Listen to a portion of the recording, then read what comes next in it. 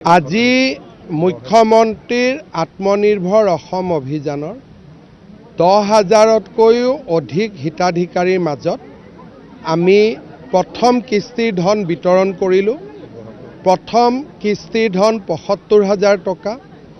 এই যুৱকসকলে এগ্ৰিমেণ্টত চহী কৰাৰ লগে লগে আৰু 25,000 টকা পাব আৰু তৃতীয় কিস্তিত 1 লাখ টকা পাব যদি তেওঁলোকে প্ৰথম 1 লাখ টকাটো ভালকৈ ব্যৱহাৰ কৰে।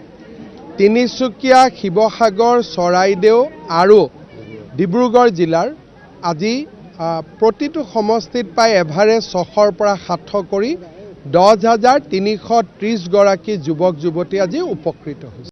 আজি মুখ্যমন্ত্ৰীৰ আত্মনিৰ্ভৰ অসম অভিযানৰ 10,000তকৈও অধিক হিতাধিকাৰীৰ মাজত আমি প্ৰথম কিস্তিৰ ধন বিতৰণ কৰিলোঁ। প্ৰথম কিস্তিৰ ধন ৭৫,000 টকা।